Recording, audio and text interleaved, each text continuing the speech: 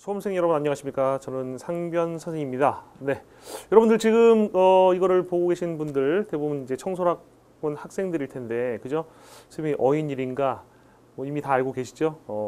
퍼클 강의에서 다시 선생님이 그 강의를 급작스럽게 찍게 되었습니다. 그래서 여러분들하고 다시 만나게 되었고요. 오늘은 이제 오늘부터 배우는 내용은 무엇이 좋을까에 대해서 되게 많이 생각했어요. 원장님이 말씀하셨을 때 이게 무슨 강의 여러분에게 제일 도움이 될까에 대한 말씀하셔가지고 생각을 계속 하다가 빈칸 강의를 찍을까도 생각을 했는데, 그거는 좀 시기가 좀 너무 늦은 느낌이 좀 있어가지고 제일 마지막에 여러분에게 드릴 수 있는 선물이 무엇일까를 생각하다가 찾게 된 게, 선생님이 재작년부터 찍어왔던 강의가 있었습니다. 인터넷 강의를 통해서 그 EBS 어법 함정 공략이라는 제목을 가진 강의인데요. 이 강의를 하면 되겠다라는 생각이 확 들어가지고 그래서 급작스럽게 이 강의를 준비하게 되었습니다. 그래서 본 제목은 2015년도 EBS 어법 함정 공략이고 부제는 인성의 귀환입니다. 네, 부제의 의미는 알아서 해석을 하세요. 그러면 이 강의에서 무엇을 할 것인가? 일단 수능 어법 문제에 대한 이야기를 좀 해보려고 합니다. 수능 어법 문제의 특징부터 한번 얘기를 해볼 거예요. 수능 어법 문제는 이 세 가지 특징, 이거 말고도 좀 있을 수 있어요, 특징이. 근데 가장 주요한 특징이 무엇이냐면 이 세 가지를 잡을 수가 있어요. 첫 번째 특징은 어법 문제는 반드시 EBS에서 나옵니다. EBS가 본격적으로다가 이렇게 나온 게 벌써 한 5년이 넘었는데요. 70% 정도 나온 게 5년이 넘었는데, 그동안 어법 문제가 EBS 이외에서 나온 적이 없었습니다. 선생님이 알고 있기로는 모든 게 다 EBS에서만 나왔습니다. 그럼 왜 도대체 어법 문제는 EBS에서만 출제가 되는 것일까? 그 이유가 있어요. 그 70%의 연계라는 이 숫자가 어마어마한 겁니다. 70% 출제한다는 건 되게 엄청난 숫자인데, 그 70%를 진짜 EBS에서 쉽게 여러분이 알 수 있는, 내용만 알아도 풀 수 있는 거를 출제를 한다고 가정을 하면 변별력은 상실됩니다. 무슨 말인지 이해되시죠? 그러면 나중에 상위권에서 점수를 이렇게 차별화시킬 수가 없다는 거예요. 그래서 일단 70% 얘기를 했으니까 명목상으로 70% 유지를 하되 변별력을 갖추기 위한 방법을 평가원이 계속해서 5년 동안 발전시켜 왔을 거예요. 그죠? 그 중에 하나가 뭐냐면, 첫 번째는 듣기는 90%가 넘는 게 EBS에서 출제됩니다. 정확히 얘기하면 15문제죠. 17문제 중에서 15문제가 EBS에서 출제가 되고요. 독해 파트는 몇 퍼센트인지 정확히 모르겠지만 60% 이상이 될 겁니다. 어디서 출제됩니까? 이 28문제 중에서 17문제만이 EBS에서 출제가 됩니다. 근데 여러분 17문제만이라고 해도 이게 적은 숫자가 아니죠. 이거 엄청난 숫자예요. 17문제 봤던 기억만 나도 어마어마한 그 시간을 세이브 시킬 수가 있을 거잖아. 그죠? 근데 이 17문제 중에서 EBS에서 나왔지만 여러분이 어쩔 수 없이 풀어야 되는 문제들, 이건 반드시 EBS에서 나와요. 예를 들어볼까요? EBS에서 나왔는데 학생들 구평에서 힘들게 만들었던 순서 문제 있죠? 삽입 문제 있습니다. 순서나 삽입 EBS에서 나오면 아무 의미가 없어요. 어차피 다시 봐야 돼. 이거 내용 알아. 난 주제 알아. 풀려? 안 풀리죠. 그죠? 어법 문제, 오늘 배우는 어법 문제 어때요? 어법 문제.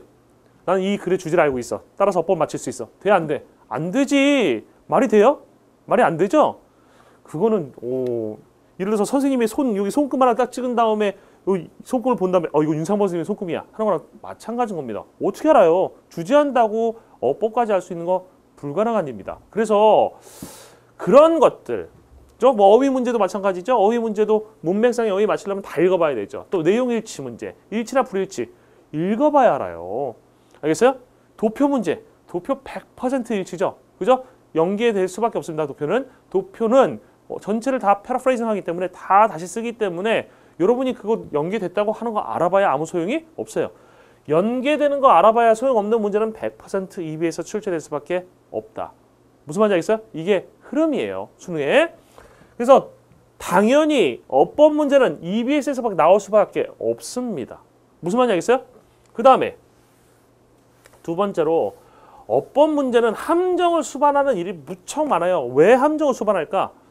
학생들이 단편적으로 외워서 풀게 되면 그거는 어법이라는 것이, 어법 문제를 측정하는 것에 의미가 없어집니다.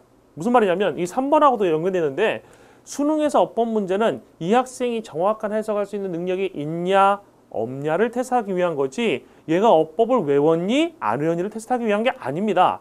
그래서 그럼 이 학생이 외워서 만약에 접근을 할 경우에 외워서 단순하게 외워서 접근할 경우에 그 학생을 맞게 하는 게 수능의 목적은 아닐 거 아닙니까? 그죠? 그래서 오히려 외워서 접근하면 틀릴 가능성이 높아지는 게 어법 문제예요. 이해되셨어요? 그래서 함정을 수반하는 일이 많습니다. 단순히 암기한 학생들 틀리게 하겠다라는 얘기죠. 그 다음에 아까 3번 얘기한 것처럼 이건 해석과 연관되어 있습니다. 그러니까 이 어법 문제를 통해서 평가원 여러분을 평가하려고 하는 게 뭐예요? 이 학생이 정확히 해석하는 능력이 있냐 없냐를 테스트하거든. 그러면 정확한 해석을 할 수 있는 학생이면 풀 수 있고 그렇지 않으면 못 푸는 문제로 출제가 되기 때문에 반드시 해석을 하셔야 됩니다. 이거 안 하시면 안 돼요. 뭐 예전에 뭐 그렇게 말씀하는 분들도 있었는데 야, 왜 어법 문제를 해석하고 있니 바보들아 이러는 선생님이 계셨던 걸로 알고 있어요. 왜 밑줄 시대만 봐? 못하러 다 봐. 너 시간 많어? 여러분들 시간이 많지 않아도 어법 문제는 다 해석하셔야 됩니다. 무슨 말인지 알겠어요? 우리가 EBS의 연계의 효과를 통해서 시간을 어느 정도 우리가 효율적으로 쓸 수 있잖아. 시간 빠르게 읽을 수 있잖아요. 그렇게 세이브한 것들을 이렇게 정확하게 문제를 푸는데 써야지만 만점이 나오는 거지. 그게 아니라 나는 EBS 이거 내용 아니까 대충 그 비출침부만 봐야지 했다가는 속임수에 넘어갈 수가 있습니다. 아까도 얘기했지만 함정 수반하는 일이 많기 때문입니다. 무슨 말인지 알겠어요? 이 큰 틀, 이 수능 어법 문제의 큰 틀을 파악하시면 선생님이 지금 하려는 수업의 목적이 거의 다 나왔어요. 뭐냐면 반드시 EBS에서만 나오니까 그죠? EBS 지문에 있는 어법만 배우면 되잖아. 괜히 막 어법 하나 한 문제 잡겠다고 이거를 뭐 책 페이지가 300페이지 넘는 어법책, 문법책 가지고 공부하고 있는 거 이거 지금 시점에서 우리가 해야 될 게 아닙니다. 이거 학기 초에 하는 건 상관이 없지만 지금 할 건 아니죠. 그죠? 선생님 저는 어법이 약해요. 이 300페이지를 읽어야 되겠어요. 그럴 시간이 어딨어요. EBS 읽으세요 차라리. 무슨 말인지 알겠어요? 현실적인 대안이 아니라는 겁니다. 현실적인 대안은 EBS에서 어법을 준비하는 겁니다. 이래서 두 번째, 그럼 EBS 준비하는데 너무나 뻔한 거, 평상시 우리가 봐서 아무 문제 없는 거 이거 대비할 필요 있어요? 이거 문제 나오면 그냥 풀면 되잖아. 예를 들어서 6월 평가원 문제 어법 문제처럼 6월 평가원 어법 문제 어땠어요 여러분들? 선생님 놀랬어요. 뭘 놀랬냐면 내가 강사 생활하면서 학생들이 선생님들이 6월 평가원 모의고사 볼 때 학생들하고 같이 봤어요. 보고 나서 이제 끝나고 이제 나오는데 일반적인 학생들이면 옛날에 뭐 다른 모의고사 같은 경우 이렇게 물어요. 선생님 이거 정답이 몇 번이에요? 이렇게 묻거든? 근데 요번에 그 6평에서의 문법 문제 어떻게 질문 나왔냐면 선생님 이거 이렇게 바꿔야지 맞는 거죠. 뭐가 틀렸다는 건 이미 알아. 그거에 대한 부정이 없어. 그건 틀렸다는 건 이미 알고 있고 이거 궁금하지도 않아. 이거 이렇게 고치는 게 맞죠. 어법 문제를 고치기까지 했어요. 이런 경우는 처음이어서 그런 게 되게 기본적인 어법 사항이잖아. 그런 6평 문제는 대비할 필요가 없어요. 무슨 말인지 이해되시죠? 근데 9월 평가원만 해도 어법 문제의 난이도가 상당히 급상승하잖아. 예를 들어서 A, B, C가 있었는데 A 부분은 되게 기본적인 걸 묻고 있었고 B 부분은 되게 이상한 걸 묻고 있었고 C 부분은 함정이 있었어요. 무슨 말인지 이해되시죠? 그래서 함정을 수반하는 일이 많기 때문에 함정이 아닌 것들은 대비하지 않아도 돼요. 함정이 될 만한 것만 대비하시면 돼요. 그래서 선생님이 매년 EBS에서 함정이 될 만한 그 부분 한 100개 정도를 뽑아가지고 문제를 만듭니다. 한 100문장 정도. 알겠어요? 몇 지문 포함해서 한 100문장 정도를 가지고 어법만 쭉 정리하는데 이 강의가 그 강의가 될 겁니다. 아시겠죠? 무슨 말인지 이해되시죠? 그럼 이제 기출문제 나왔던 어법 함정도 한번 쭉 보고 합시다. 왜 이렇게 해야 되는지에 대한 정당성 한번 부여해보자고. 이 기출문제에서 학생들 되게 많이 틀렸던 문제입니다. 시간 관계상 해석은 다 안 할게요. 알겠죠?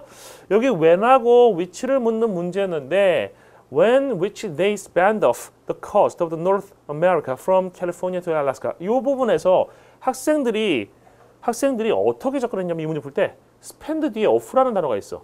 spend 뒤에 off가 있어? 그럼 spend off는 하나의 수거다 라고 생각을 합니다. 그냥 그렇게 생각해요. 이유 없어요. 왜 그렇게 생각해? 몰라요. 그냥 수거 같아요. 느낌상 수거 같아. 그래가지고 spend off는 수거고 이건 수거야. 얘는 수거다. 얘는 수거고 그 다음에 the coast of the North America는 spend off라는 거에 얘는 목적어다. 알겠어요? spend off는 수거고 얘는 목적어야.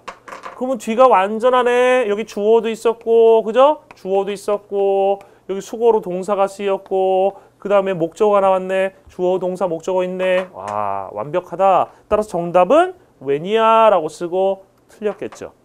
그죠? 이렇게 접근하면 안 된다는 얘기야. 이게 spend off라는 게 이렇게 붙어서 나온 게 함정이었어요. 그러니까 여러분들 수거처럼 보인다는 그 함정을 이용한 겁니다. 그럼 얘를 해석하면 어떻게 써야 되냐면 봅시다. they라는 것은 앞에 나왔던 그 Northern First Seals를 받는 거고, 그러니까 그 물개들이 spend한데 쓴대요. 뭘 쓴대? spend라는 건 시간이나 돈 같은 거 쓰는 거잖아요. 여기서 시간을 쓰는 겁니다. 어떤 시간을 쓰냐면 winter라는 시간을 쓰는 거야. 알겠어요?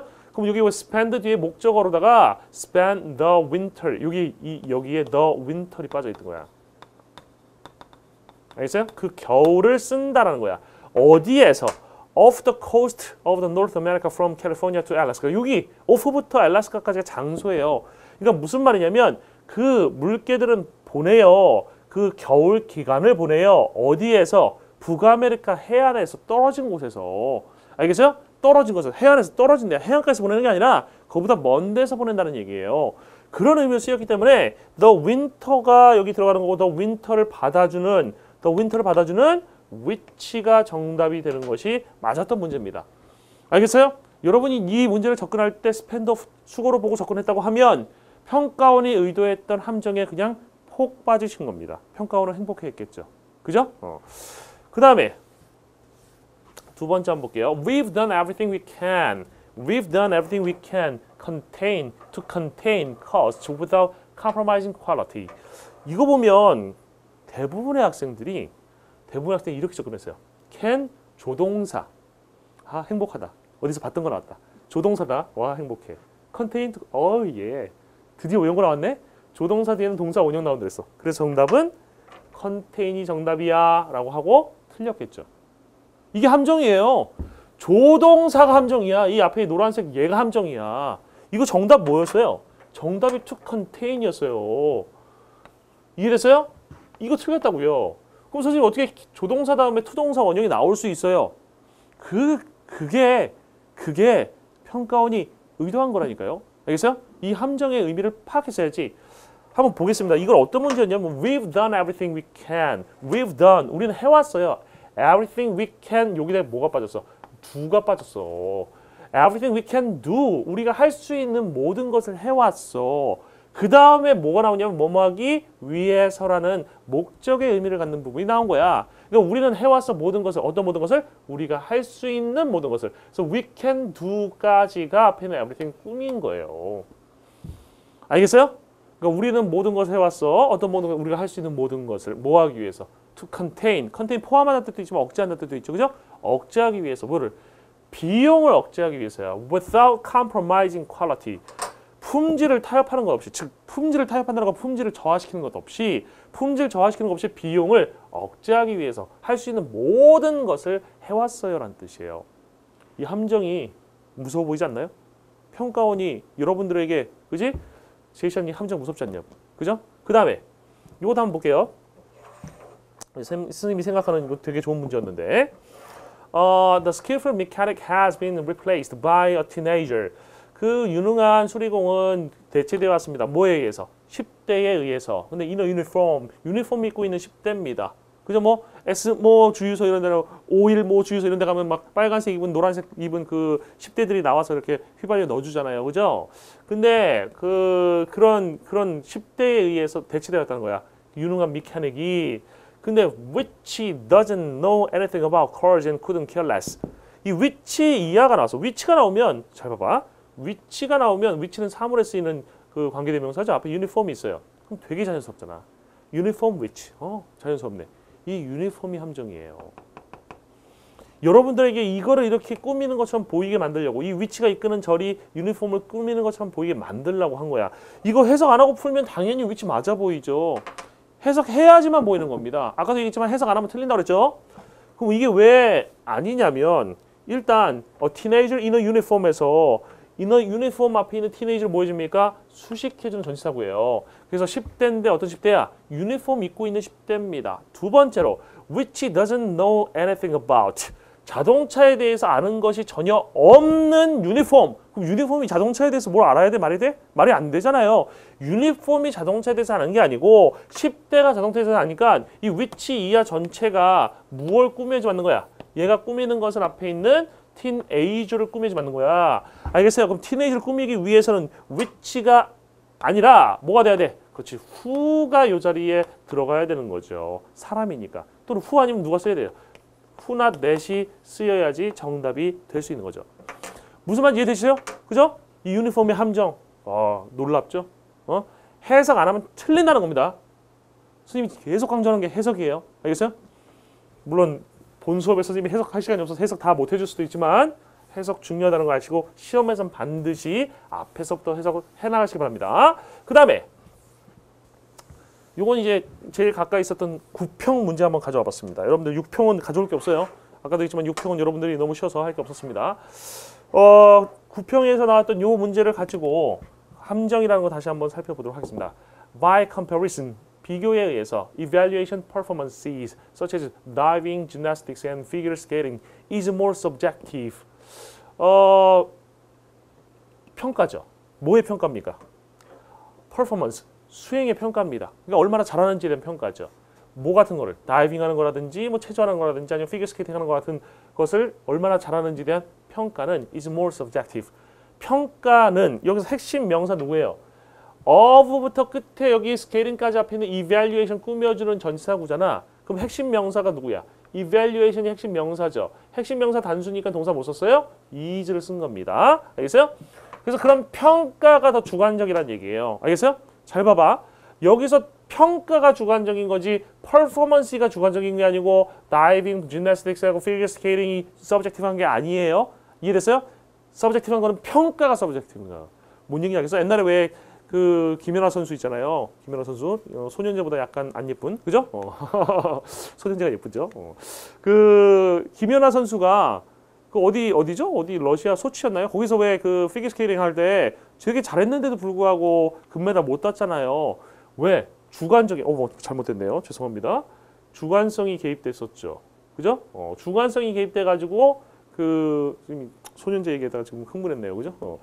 그 주관성이 개입돼 가지고 왜 점수 높게 못 받아 가지고 그 러시아 쪽인가 그 선수한테 뺏겼잖아요. 주관적이기 때문에 그런 거지. 왜 체조는 그 심판이 보고선 잘했다 못했다를 평가하는 거니까. 그죠? 다수의 심판이긴 하지만.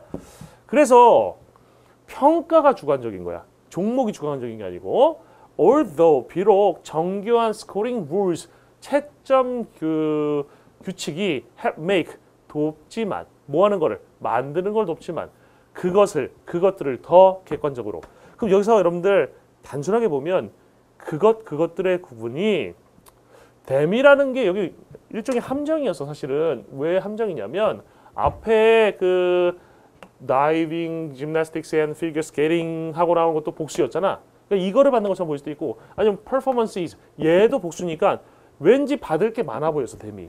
맞죠? 근데 또 하나는 뭐였어요? 또 하나는 여기서 그 evaluation부터 스케이팅까지 이 전체에 주어였던 이 부분을 받는 것은 뭐였냐면 이시였어요. 뭔 얘기인지 알겠어요? 그럼 이건 단순하게 표현을 볼 게 아니라 그냥 형태만 푸는 게 아니라 이 뒤에서 말한 more objective라는 말과 즉 해석과 관련해서 풀어써야 된다는 얘기예요. 앞에서 more subjective 했던 게 뭐였어? evaluation 파란색으로다가 묶어놓은 부분이 subjective 했던 거지. 이해됐어요? 그럼 more objective 하도록 만들어진 것도 뭐여야 돼? 파란색 네모 부분이야. 그러니까 정교한 그 득점의 규칙이 점수 매기는 규칙이 만들었지. 그것은 네모 꺽쇠 부분을 이렇게 네모로 묶은 부분을 더 객관적으로 만들었지. 해석으로 다 푸는 문제였어요. 무슨 말인지 알겠어요? 함정이 있었습니다. 앞에 복수가 막 나왔기 때문에 학생들은 댐이라고 생각할 가능성이 되게 높았어요. 이런 게 평가원이 여러분들을 어법으로다가 평가하는 방식이에요. 해석하는 능력이 있냐 없냐. 무슨 말인지 알겠어요?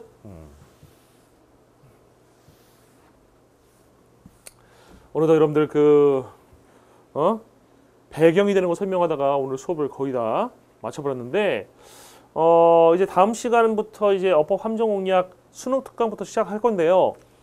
선생님이 이거를 이 시험 강의 시간 동안에 20분의 시간 동안에 여러분에게 모든 거를 다 해석해 주면서 해드릴 수가 없어요. 그래서 그 문제를 일단 여러분 다 푸시고요. 그 다음에 뒤에 해석 같은 거 모르는 부분 있으면 해석은 여러분 스스로 그 표시되어 있는 페이지 찾아가면서 해석도 해놓으세요. 알겠어요? 선생님은 오로지 중요한 문법의 개념하고 그 다음에 그 문제를 어떻게 접근해야 되는지 무엇을 묻는 것인지 이런 것을 통해서 여러분의 어법 개념을 잡아두는 것을 목표로 하겠습니다. 알겠어요?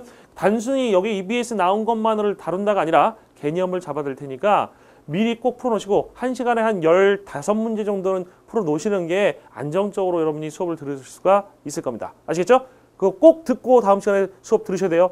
그거 안 풀고 나서 수업 들으시면 선생님 닮은 딸 났습니다. 알겠죠? 네, 이것으로써 오늘 첫 번째 퍼클 강의를 마치도록 하겠습니다. 수고 많으셨습니다.